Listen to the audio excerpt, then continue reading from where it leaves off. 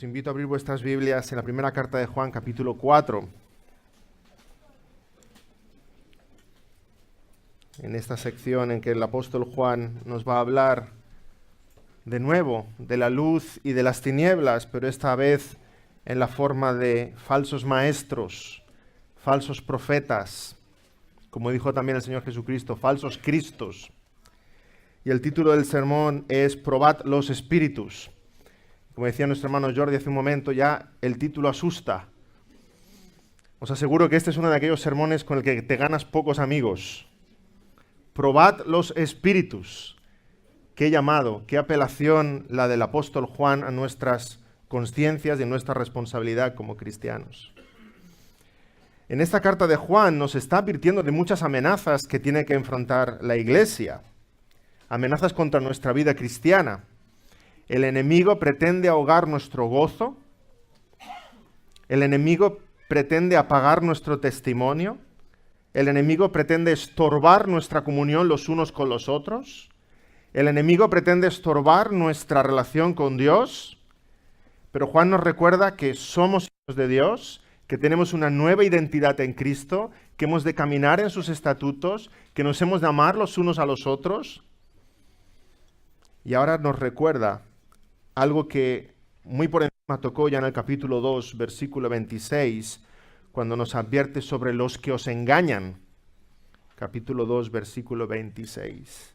Ahora más concretamente nos va a hablar sobre aquellos que pretenden engañar a la Iglesia, confundir a la Iglesia con formas pías, con formas cristianas. Porque aquello que es del demonio y se presenta como del demonio, claramente lo reconocemos, ¿verdad? Si una botella pone veneno y está llena de veneno, no la vas a beber. Pero una botella de agua con unas gotas de veneno, esa es la realmente peligrosa. Esa es la que pueden acudir tus hijos a refrescarse y encontrar la muerte. Qué peligro tan grande que ese ángel de luz, que es Satanás, se presente con formas luminosas y muy cristianas, incluso muy evangélicas, para engañar, si fuera posible, a uno de los escogidos. Si fuera posible.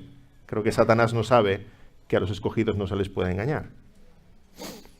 Y entonces nos encontramos con esta solemne advertencia, primera de Juan, capítulo 4. Leeremos los 6 primeros versículos. Inicialmente había pensado los 3, 4 primeros, pero hasta el versículo 6 está lleno de palabras de ánimo y aliento también para los creyentes. Vamos a leer primera de Juan 4, del 1 al 6. Amados, no creáis a todo espíritu, sino probad los espíritus si son de Dios. Porque muchos falsos profetas han salido por el mundo. En esto conoced el Espíritu de Dios. Todo espíritu que confiesa que Jesucristo ha venido en carne es de Dios. Y todo espíritu que no confiesa que Jesucristo ha venido en carne no es de Dios. Y este es el espíritu del anticristo, el cual vosotros habéis oído que viene y que ahora ya está en el mundo. Hijitos, vosotros sois de Dios. Y los habéis vencido, porque mayor es el que está en vosotros que el que está en el mundo. Ellos son del mundo, por eso hablan del mundo y el mundo los oye. Nosotros somos de Dios. El que conoce a Dios no os oye. El que no es de Dios no nos oye. En esto conocemos el espíritu de verdad y el espíritu de error. Amén. Hasta aquí la lectura en el día de hoy. Cuando Juan nos habla de espíritus, nadie se confunda, no estamos escuchando aquí almas o fantasmas, ¿sí? Aquí espíritu se refiere a la naturaleza interna de la persona. De qué calibre es, de qué talante es, de qué naturaleza es esa persona. Juan nos está diciendo, no creáis a cualquiera.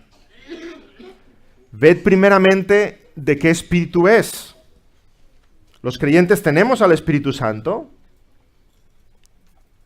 Proclamamos aquello que el Espíritu del Señor ha dicho en su palabra, pero los falsos profetas hablan de sus propios espíritus. Hablan aquello que es de cosecha propia, hablan para sí mismos, para su propia gloria, para sus propios intereses. Es curioso que en el capítulo 2, versículo 19, Juan nos habla de estos apóstatas, estos falsos maestros, y dice que han salido de nosotros.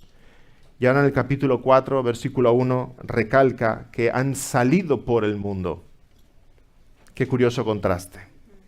El verdadero cristiano sale del mundo para venir a nosotros. Los falsos profetas y los falsos maestros han salido de nosotros para ir por el mundo, proclamando sus mentiras. Y este tema no es nuevo. Este tema no lo saca ahora Juan en sus cartas para que nos sorprendamos. Ya el Señor Jesucristo escribió sobre esto, ¿verdad? Nos habló sobre esto. Marcos 13, 22. Jesús dice que vendrán falsos cristos y falsos profetas. Esos falsos cristos y falsos profetas que el Señor Jesús dice que van a venir, ahora Juan, escribiendo años después, dice, ya han venido, ya están entre nosotros, ya han llegado. Esos falsos cristos, o sea, falsos ungidos del Señor, que hablan de parte de Dios, nuevas verdades reveladas, pero realmente hablan por su propia cuenta. Hemos leído en 2 de Timoteo, capítulo 4, versículos 2 al 3, esta encomendación de Pablo a Timoteo, que prediques la palabra, que instes a tiempo y fuera de tiempo, redarguye, reprende, exhorta con toda paciencia y doctrina. Ese es el llamado de Timoteo, ese es nuestro llamado como cristianos, cada uno de nosotros. Porque vendrá tiempo cuando no sufrirán la sana doctrina, no la soportarán, sino que teniendo comezón de oír, se amontonarán maestros conforme a sus propias concupiscencias, detrás de fábulas, detrás de cuentos, detrás de historias. Y ese mensaje que encontramos escrito en la Biblia, siglo I, sigue igual de vigente hoy día para todos nosotros en el siglo XXI. Recordemos que Juan está escribiendo una epístola universal, no está escribiendo solamente a los pastores, a los líderes, está escribiendo a todos los creyentes.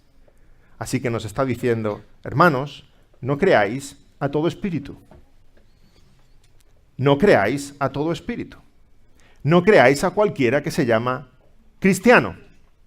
No creáis a cualquiera que se presente como predicador evangélico. No creáis lo que dice cualquier libro que se vende en una editorial cristiana. Mucho de lo que se vende en las librerías evangélicas solo sirve para hacer un montón, hacer una gran hoguera y torrar castañas. Y a lo mejor hasta las castañas tendrían mal gusto, según los libros que metieras. No creáis a cualquiera que se llame pastor, no creáis a cualquiera que se llame maestro, y mucho menos a cualquiera que se llame apóstol o se llame profeta. Entonces ya, apretar a correr. No creáis todo eso. Juan lo está diciendo a sus contemporáneos y nos lo está diciendo a nosotros. No seáis crédulos, por favor. No seáis crédulos. Mateo 10, 16. He aquí yo os envío como ovejas en medio de lobos. Sed pues prudentes como serpientes y sencillos como palomas. No creas todo lo que se presenta con un halo de santidad, de pureza, con lenguaje evangélico y cristiano. No lo creas todo. Escudriña a la luz de la palabra. Recuerdo una experiencia de mi juventud, hace años ya. Pasé un verano trabajando como voluntario en un seminario en Inglaterra. Como voluntario, estaba limpiando lavabos y pintando habitaciones y haciendo de jardinero. Mi función era aprender inglés, es lo único que quería. Tenía 19 años y estaba en mi habitación y llegó mi compañero de habitación, era un joven muy piadoso, realmente me impresionó. Un joven que se levantaba a las 5 de la mañana para orar, que siempre en su boca estaba hablando del Señor, del Señor, del Señor. Un domingo fuimos a visitar una iglesia en las afueras de Londres. Habíamos oído que había un gran avivamiento. Queríamos escuchar qué es lo que pasaba allí. En los años 90, y justo llegaba a Europa la bendición de Toronto. Y allí me metí yo. Yo no había visto eso nunca. Algunos de vosotros me podíais explicar muchas más cosas de todo esto de las que yo he vivido. Tristemente, el culto fue un espectáculo, un show. Imponían las manos, la gente se caía, risas, lloros, ladridos, gente rodando. Mi impresión como joven cristiano es, esto no es del Señor. para nada, en absoluto. Esto no es del Señor. Se acercaron 2 diáconos a mí diciéndome si querían que oraran por mí. Yo me enganché a la pared. Digo, no, yo estoy bien. Ya tengo el Espíritu del Señor, de verdad. Se fueron un poco decepcionados. Pero lo que me decepcionó más aún es que regresando a nuestra habitación, regresando a nuestro lugar, conversando con este joven que yo tenía en tan alto concepto, le dije, ¿qué te ha parecido esto? Y me respondió algo así, nadie puede juzgar lo que el Espíritu hace. Se me fue el alma al suelo. Y junto al alma se me fue el concepto que tenía de él, evidentemente. ¿Es verdad que no podemos juzgar lo que el Espíritu hace? Tal vez es verdad, no podemos juzgar lo que el Espíritu hace, pero sí podemos juzgar lo que los hombres hacen diciendo que es el Espíritu. Diciendo que es el Espíritu. Aquí se refiere Juan a esto cuando dice, juzgad los espíritus, probad los espíritus. En verdad es del Espíritu. Y muchos cristianos dicen, no juzguéis y no seréis juzgados, sacando el versículo fuera de contexto, por supuesto, porque en Lucas capítulo 6 se refiere a nuestra capacidad de perdonar. ¿Te han ofendido? Perdona. Nos está invitando a ser perdonadores en aquellas ofensas personales que se nos han hecho. Pero en cuanto a doctrina y en cuanto a fidelidad de la palabra del Señor, Juan nos dice, probad los espíritus si son de Dios. Probad los espíritus. Y no tiene sentido que seamos tan cuidadosos en otras cosas y para aquello que es espiritual y para nuestra vida cristiana no lo seamos.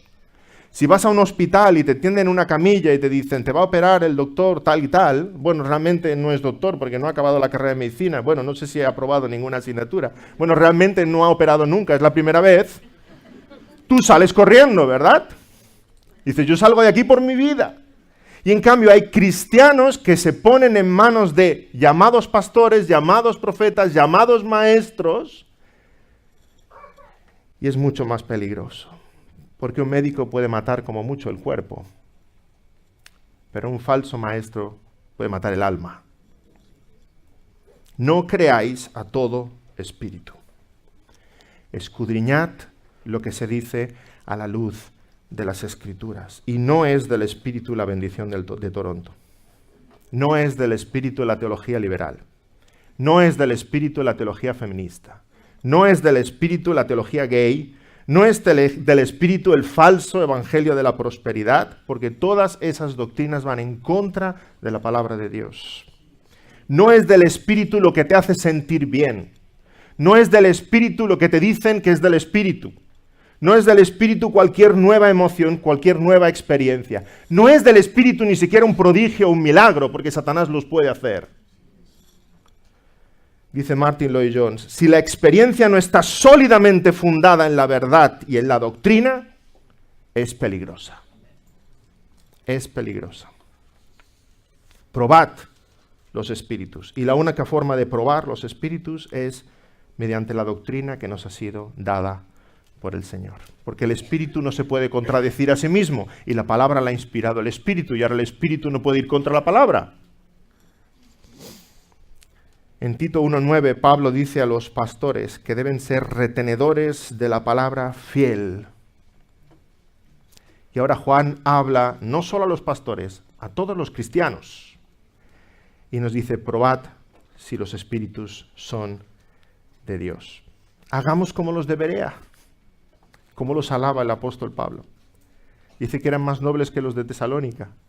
¿Por qué? Porque escudriñaban cada día las Escrituras para ver si las cosas eran así. Y el que tenían delante predicando era un apóstol de verdad, era Pablo. Y aún así escuchaban a Pablo y escudriñaban las Escrituras para ver si correspondía lo que Pablo estaba enseñando con lo que anunciaban las Escrituras desde siempre. ¿Cuánto más nosotros hemos de ser como los de Berea? Hemos de ser como los de Super Berea. Porque han pasado 2000 años y el diablo ha tenido mucho tiempo para pensar 1000 barbaridades. La serpiente del Edén fue expulsada del paraíso, pero no ha cerrado la boca. Ha continuado hablando durante 2000 años, ha continuado inventando mentiras. Mucho más que los de Berea. Hemos de estar atentos y escudriñar la palabra y vigilar qué es de verdad del Espíritu. Como decía el pastor Jairo en la primera hora en la escuela bíblica. Por favor, hermanos, leed la palabra. Leed la palabra. Esto es una responsabilidad de cada uno de nosotros. Leed la palabra y ver si realmente vienen las cosas del Señor y son del Señor. Somos llamados a pregonar la verdad y somos llamados a rebatir la mentira. A rebatir la mentira con humildad, a rebatir la mentira con mansedumbre, a rebatir la mentira con paciencia, de manera que tus formas digan lo mismo que están diciendo tus palabras. No me hables de gracia y amor, con menos amor y con menos gracia que cualquiera en el mundo.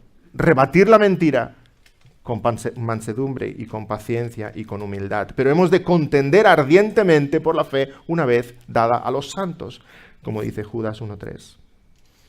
Así que, de alguna manera, Juan nos está diciendo que cada cristiano es un Martín Lutero. Cada cristiano, allá donde el Señor te haya puesto, debes defender y proclamar la verdad de la palabra, en contra de las mentiras inventadas por el diablo. Cada cristiano es responsable delante de Dios y delante de su propia conciencia de defender la verdad con humildad y con firmeza. Probad los espíritus. Y aquí el verbo que el apóstol usa es dokimazo, que es pesar, probar, comprobar. La misma expresión que se usaba en aquel entonces para las monedas. Sabéis que las monedas eran de oro y de plata de verdad, no como las de ahora, ¿verdad? Que son, ves a saber de qué. Eran de oro y de plata. Entonces el peso de la moneda era su valor. Nuestras monedas representan el valor, pero las de entonces el peso de la moneda era el valor. Claro, había algunos listillos que rascaban las monedas, le quitaban peso y se quedaban el oro, se quedaban la plata y luego daban la moneda como un valor que realmente ya no tenía, porque habían extraído. Era normal recibir el pago de una compra, tomar las monedas y ponerlas en una báscula, pesarlas para ver si realmente me estaban dando los gramos de plata o los gramos de oro que se supone que me están dando. Pesar las monedas para ver si lo que dice esa moneda es realmente lo que vale esa moneda. Es el mismo verbo que está usando aquí el apóstol Juan. Pesad los espíritus. A ver si el peso que dicen que tienen es realmente el auténtico. Pesadlos en la balanza de la palabra. Comprobad que tienen ese valor que dicen tener. Comprobad que son auténticos. Pesad los espíritus. Así hemos de hacer con los falsos profetas, que tienen apariencia de verdad, que usan palabras espirituales, que se visten de piedad, pero cuando son pesados en la balanza de las Escrituras, son hallados mentirosos. Romanos 16:17. Mas os ruego, hermanos, que os fijéis en los que causan divisiones y tropiezos en contra de la doctrina que vosotros habéis aprendido, y que os apartéis de ellos, porque tales personas no sirven a nuestro Señor Jesucristo, sino a sus propios vientres, y con suaves palabras y lisonjas engañan los corazones de los ingenuos. Ay, cuántos hay en nuestros días que reúnen estas características. No seamos ingenuos. No puedes ser un cristiano ingenuo. Tenemos demasiados enemigos. No puedes ser una cristiana ingenua. Tenemos demasiados enemigos, hermanos. Los padres enseñamos a nuestros hijos que no sean ingenuos. O le dices a tu hijo que cualquiera que venga, aunque sea un desconocido, si le ofrece un caramelito, se vaya con él. No, le enseñas todo lo contrario. No te vas con nadie. Te ofrezcan un caramelo, una piruleta o te ofrezcan lo que te ofrezcan. En cambio, hay cristianos que en su vida cristiana se conducen así. Cualquier desconocido les ofrece un caramelito espiritual y se van detrás corriendo. Ingenuos, incautos. Pero la realidad es que los creyentes tenemos al Espíritu de Dios, podemos abrir la palabra, podemos escudriñarla y el Señor nos da luz para que la podamos entender y vivir y aplicar, y tenemos por tanto en la palabra el criterio para discernir si algo es del Señor o no es del Señor. Pero hemos de conocer las Escrituras. Cada creyente es un sacerdote en el reino de Dios. Cada creyente tiene acceso a la palabra de Dios. Cada creyente tiene acceso al trono de la gracia. Debemos escudriñar la palabra y no hay razón por la cual permanecer en la mentira. Y uno se sigue preguntando, ¿verdad? Entonces, ¿cómo puede ser que esos falsos maestros tienen grandes estadios? Y que tanta gente permanezca en esas iglesias falsas. Es cierto que hay falsos maestros, hay falsos pastores, hay falsos profetas, pero también es cierto que en esas congregaciones hay cristianos negligentes que no conocen sus Biblias y que se dejan engañar. Aquellos que de verdad sean cristianos. Y no hace falta conocer todas las mentiras, hermanos. Solo hace falta conocer la verdad. ¿Habéis ido a una tienda y pagáis con un billete y habéis visto cómo pasan el billete por ese escáner? Ese escáner no puede reconocer todos los billetes falsos del mundo y habidos y por haber. Esa máquina reconoce el billete verdadero. Y se enciende una lucecita verde. ¡Ping! Este es bueno. El creyente no necesita conocer todas las herejías, todas las sectas, todas las religiones, todas las mentiras que hay por ahí. Necesita conocer su verdad. Y conociendo la verdad y habiéndola interiorizado en nuestros corazones, cuando veamos algo que es falso, diremos, no, esto no corresponde. Esto no cuadra con lo que dice el Señor. Esto no es del Espíritu Santo. Esto es del diablo. Esto es mentira. ¿Cuántas veces habréis oído decir que no debemos hablar de doctrina? Porque la doctrina divide. Entonces Dios se ha equivocado al darnos una Biblia, porque está llenita de doctrina, de arriba abajo. Juan nos está diciendo exactamente lo contrario. La doctrina no divide, la doctrina nos une. La doctrina nos hace caminar juntos, porque compartimos unas mismas convicciones, unas mismas metas de la vida, un mismo Señor, una misma fe. La doctrina nos une, estamos unidos en la verdad. El fundamento de la iglesia es el testimonio de los apóstoles. Los falsos maestros traen falsas doctrinas que nos quieren alejar de Dios y alejar del hermano, pero la palabra trae la sana doctrina que nos acerca a Dios y nos acerca a los hermanos. Hay muchos cristianos que ponen su confianza en experiencias en vez de en doctrina, en emociones, en manifestaciones poderosas, en milagros. Y no recuerdan que el Señor Jesús dijo que los falsos profetas y los falsos cristos también harían señales y prodigios. No trae conflicto la doctrina. No trae conflicto saber lo que crees y por qué lo crees. Y saber que tu hermano también lo cree. Eso no trae conflicto. Trae conflicto la ausencia de doctrina. Porque entonces cualquier chalao que trae nueva cosa, ahí entra en la iglesia. Y nos lo creemos. La sana doctrina, la palabra de Dios, no trae conflicto, al contrario, nos une, nos acerca. La doctrina es como el GPS del cristiano. Hay dos tipos de conductores, los que ponen el GPS y le hacen caso sí o sí, y los que ponen el GPS y no le hacen ni caso. ¿Sí? Luego los que somos del segundo grupo nos confesamos. El que pone el GPS y le hace caso sí o sí, llega a buen puerto. Aunque esté dudando todo el camino. Ay, no sé si voy bien. Me ha dicho a la derecha, pero yo hubiera ido a la izquierda. Bueno, le voy a hacer caso, voy a la derecha. Sigue al GPS, aunque esté dudando todo el camino. Y cuando llega dice, pues sí, mira, pues he llegado, mira. ¿Has visto?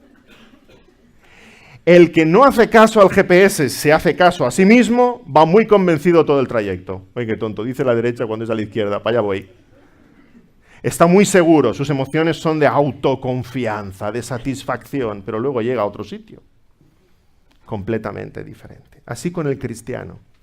Mejor ser un cristiano que confía en la doctrina, en la palabra de Dios, aunque estés dudando toda tu vida cristiana, aunque estés dudando, pon tu confianza en la palabra del Señor, porque vas a llegar a buen puerto. Que no ser de esos cristianos que desprecian la doctrina y confían en sus sentimientos, sus emociones, su autoconfianza. No, yo sé que voy bien. Es que lo siento, voy bien. Y van a llegar a llamar no a la puerta del cielo, a la puerta del mismísimo infierno, siguiendo sus emociones. ¿En qué pones tu confianza tú? ¿En la palabra de Dios? o en tus sentimientos. Probad los espíritus, dice Juan. Juan no dice, si ese profeta o ese maestro habla muy bonito, entonces es del Señor. No dice, si se llena la iglesia, seguro que es del Espíritu. No dice, si le sigue mucha gente, debe ser que será verdad. Si hay manifestaciones espectaculares, es que es un profeta auténtico. No, el examen, el test que nos dice Juan que hemos de aplicar es la doctrina.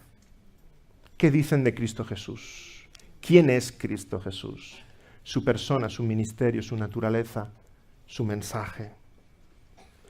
No seamos ingenuos, no creamos a cualquier espíritu. Satanás hablaba muy bien. Y muchos de los que hoy representan a Satanás hablan muy bien. Satanás enredó a Eva con sus palabras. Los brujos de Faraón también convirtieron la vara en serpiente, ¿o no os acordáis? Satanás es un fantástico imitador. Puede hacer cualquier prodigio. Los demonios están sentados en primera fila en las iglesias donde se predican sus mentiras. Están contentos de que la iglesia se llene. Y aplauden. Juan nos dice que la doctrina es la forma de ver dónde está la verdad y es donde hemos de depositar nuestra confianza. Y seguir a esos maestros. Todo espíritu que confiesa que Jesucristo ha venido en carne es de Dios.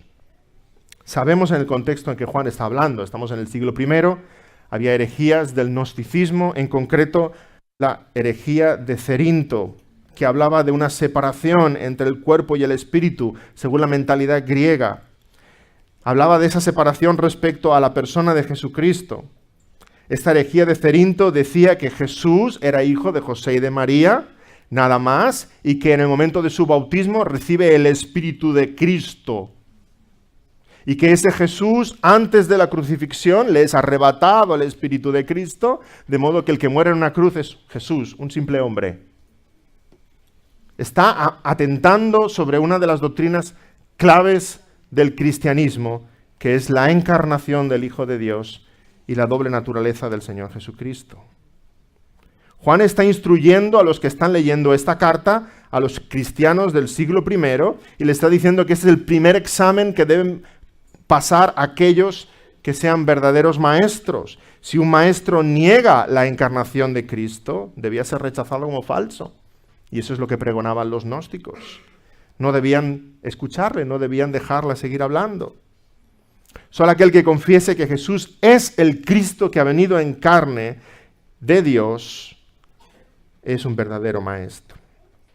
Y que eso solo se puede confesar por obra del Espíritu Santo en los corazones. Dice 1 Juan 5:1, todo aquel que cree que Jesús es el Cristo es nacido de Dios.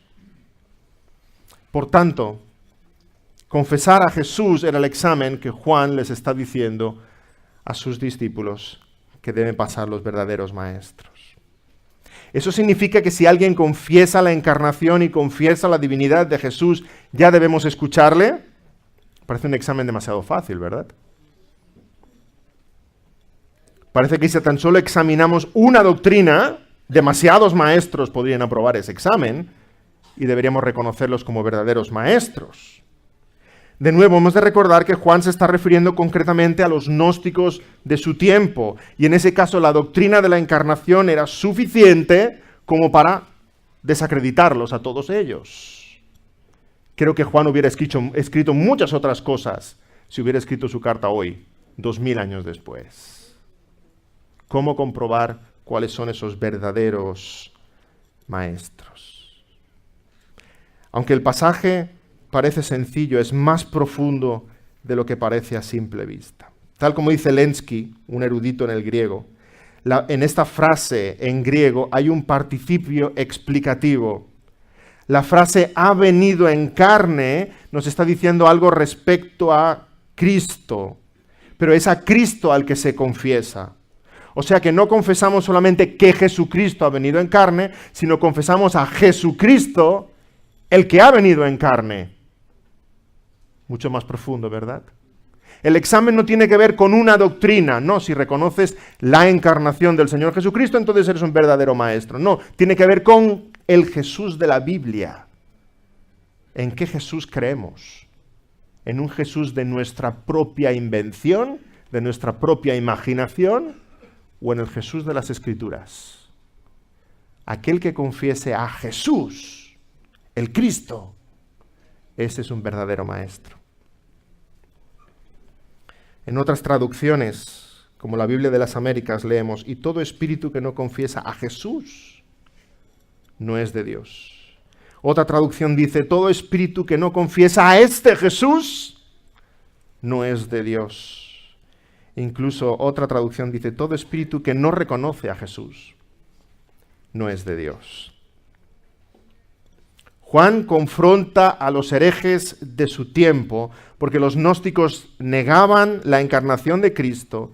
No estaban atacando solamente una doctrina, estaban atacando la médula de la fe cristiana. Estaban negando a Jesucristo como lo enseña la palabra de Dios. Juan está recalcando que el verdadero cristianismo no fabrica a un Jesús a su imagen y semejanza, sino que enseña al Jesús que encontramos en las Escrituras. Los falsos maestros redefinen a Jesús según su conveniencia, según su concupiscencia, según sus intereses, pero no es el Jesús de la Biblia. Aquel que confiesa al Cristo Jesús de las Escrituras, ese, dice Juan, es un verdadero maestro. Nosotros no creemos en Jesús sin más.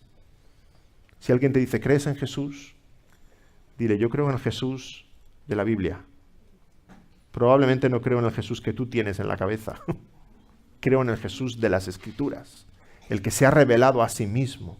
No nos lo inventamos nosotros, es Él que se nos revela para que le conozcamos. Por tanto, aquella religión, aquel maestro que no enseña al Jesús de la Biblia, no es del Espíritu de Dios, sino del espíritu del anticristo. Eso es lo que Juan está diciendo aquí. Pero después de todas estas advertencias que nos hacen ponernos sobre nuestros pies y estar alerta y tomar el escudo de la fe y la espada del Evangelio, Juan nos trae también palabras de aliento a partir del versículo 3. Hay 3 versículos que están llenos de advertencia y ahora 3 versículos más, 4, 5 y 6, que están llenos de aliento, de esperanza, de ánimo para el cristiano que está en la batalla espiritual. Y Juan empieza diciendo: hijitos, vosotros sois de Dios. Tenéis al Espíritu del Señor. El Señor está con vosotros. Juan nos está hablando como un padre espiritual. ¿Veis este tono tan cálido, tan cercano, tan cariñoso? Hijitos, estad confiados, porque a pesar de tanta oposición, incluso de falsos profetas, aunque el cristianismo toma formas falsas que son de Satanás, no son de Dios, Dios está con nosotros. Es cierto que Satanás está con ellos, pero Dios está con nosotros y Dios es mayor. Y a veces, hermanos, nos puede abrumar lo que vemos a nuestro alrededor, porque vemos que todo lo malo crece. Nos podemos sentir atribulados, cansados, desanimados, y podemos pensar: ¿será que Satanás está ganando terreno? ¿Será que Satanás va a ganar la partida? ¿Será que todo lo malo crece y crece? ¿Las sectas crecen? ¿El Islam crece? ¿Roma extiende sus tentáculos para seducir a los protestantes con el ecumenismo? ¿Y cuántos caen en la trampa? ¿La incredulidad crece? ¿El materialismo crece? ¿La homosexualidad crece? Parece que todo crece a nuestro alrededor. La oposición es evidente. La cizaña se hace tan alta que nos cuesta ver el trigo. Y decimos: debe haber trigo, ¿no? A ver, lo vamos a apartar un poquito. La parábola dice que crece el trigo y la cizaña, pero yo solo veo cizaña. El trigo tiene que estar ahí. Y hay trigo, hermanos. Hay trigo. Hay corazones cambiados por el poder del Evangelio. Y aunque siguen decapitando cristianos en Medio Oriente, la iglesia sigue creciendo como nunca en Medio Oriente. Y nos demuestra la historia que cuanto más ha arremetido el enemigo contra la iglesia del Señor, más fuerte se ha hecho la iglesia del Señor. Es cierto que la cizaña crece, pero es cierto que el trigo crece hasta el día final. Y el que está con nosotros es mayor, porque el que tiene en su mano la guadaña es nuestro Padre Celestial. Y pronto se acerca la siega, y Él va a cortar y va a echar la cizaña en el fuego y el trigo en su granero. El que está con nosotros es mayor, dice Juan. No os sintáis atribulados, no os sintáis apabullados por tanta oposición, por dentro y por fuera, por la derecha y por la izquierda. La iglesia es atacada por ataques de todos los colores. Juan dice, el que está con nosotros es mayor. La batalla está vencida.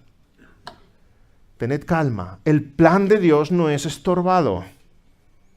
El enemigo no nos gana ventaja. Los propósitos de Dios se cumplen perfectamente. Descansad, tened paz. No dice vais a vencer, dice habéis vencido. Nuestro David ha cortado la cabeza de Goliat. Y aunque los filisteos corren en todas direcciones, la batalla está vencida. Los habéis vencido. Y estos falsos profetas, aunque digan hablar en nombre de Dios, en realidad no pertenecen a Dios. Dice claramente Juan, pertenecen al mundo. No hablan de parte de Dios, hablan de su propia parte. Hablan aquello que les gusta oír a la gente.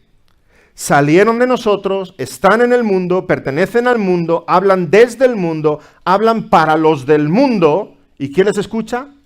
El mundo. Juan les está diciendo, no estamos perdiendo ninguno de los nuestros. Los que son del Señor son los que estamos. Esos falsos profetas van al mundo, hablan como el mundo habla, y son los del mundo los que les siguen.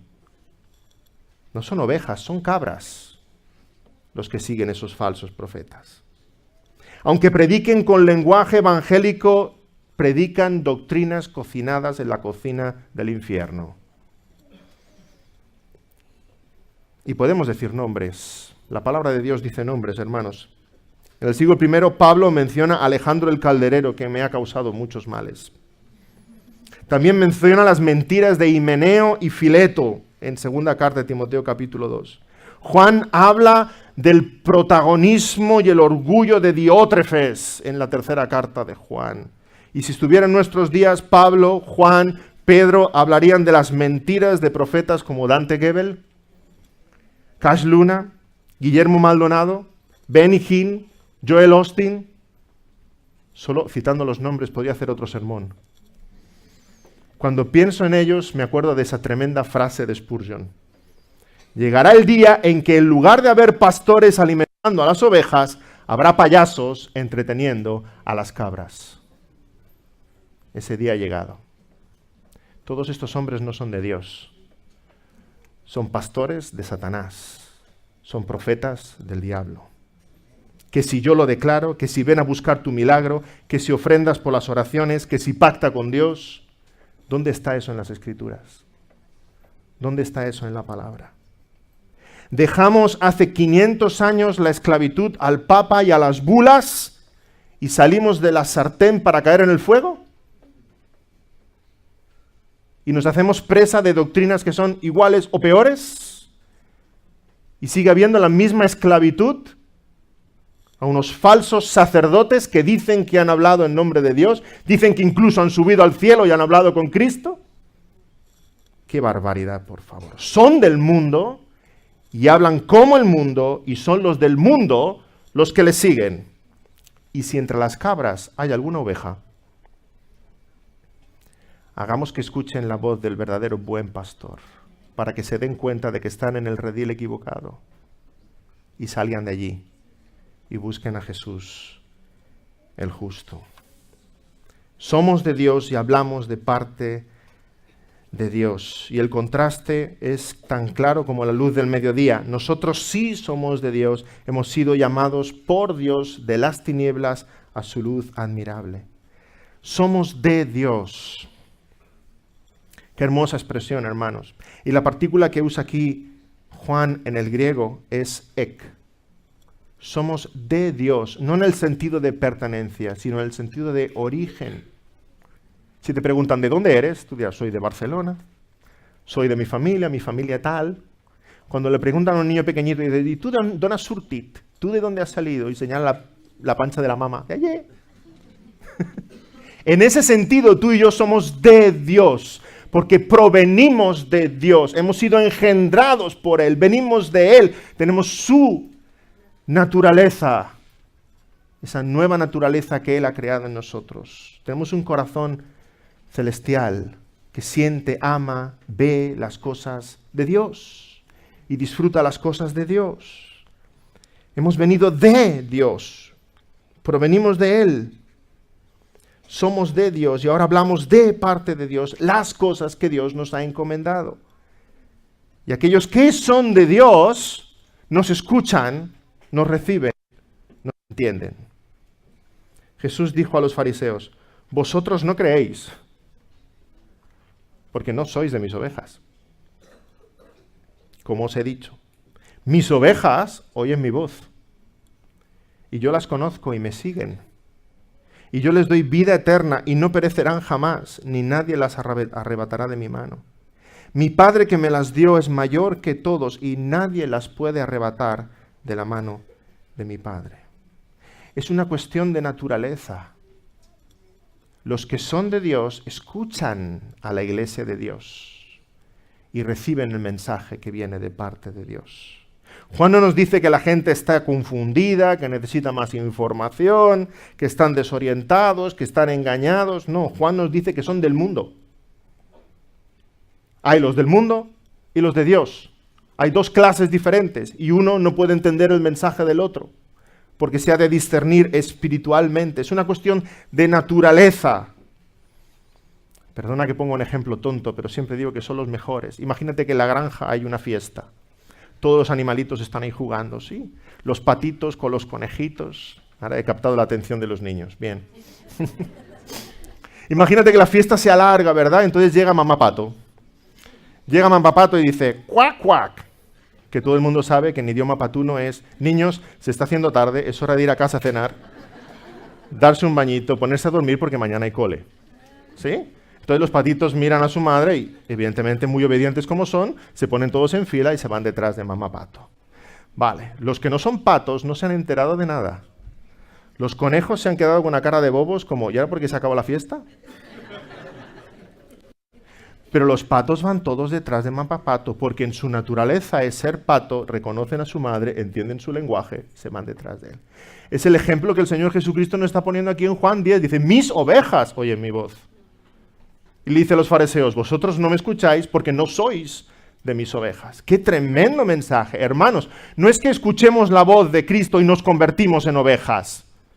Es que somos ovejas de Cristo y cuando escuchamos la voz de Cristo venimos detrás de Él porque es nuestro buen pastor y reconocemos su voz. ¡Qué hermosa certeza! Y qué humildad también para nosotros, porque no es por nuestra inteligencia, ni por nuestra cara bonita, ni por nuestra capacidad. Es porque Dios ha obrado una nueva naturaleza en nosotros que ahora podemos escuchar y sentir las cosas de Dios. Es por su gracia inconmensurable que hemos sido alcanzados, transformados, y ahora que escuchamos la voz de Cristo y escuchamos la verdad, vamos detrás de la verdad. Y qué responsabilidad también, hermanos, porque ahora Cristo físicamente no está en la tierra, pero Él sigue diciendo, mis ovejas oyen mi voz. ¿Y cómo oyen su voz? Por su cuerpo, la iglesia. Somos los pies de Cristo, las manos de Cristo, el rostro de Cristo, los ojos de Cristo, la voz de Cristo. Cuando los cristianos anuncian la verdad de Cristo, aquellos que son ovejas del Señor oyen su voz y la reconocen y le siguen. Qué tremenda responsabilidad de alejarnos de la mentira de aquellos que pregonan decir tener la verdad. Qué tremenda responsabilidad, que somos la voz de Cristo aquí en la tierra y hemos de anunciar el mensaje de salvación en Cristo Jesús. Sigamos proclamando la verdad, sigamos repitiendo las palabras de Cristo para que su rebaño sea todo reunido en un mismo redil para su gloria. Amén. Vamos a orar. Señor, gracias porque conocemos la verdad y la verdad nos ha hecho libres. Y la verdad eres tú. Gracias porque tú un día hablaste en nuestros corazones como hablaste a Lázaro, Señor, y resucitaste en nuestro espíritu. Gracias porque tú nos has dado una nueva naturaleza. Tú nos has dado un nuevo corazón de carne que siente, que late, que te ama. Y porque tú nos has dado una nueva naturaleza, al escuchar tu voz, te seguimos. Y no te seguimos una vez, te seguimos siguiendo.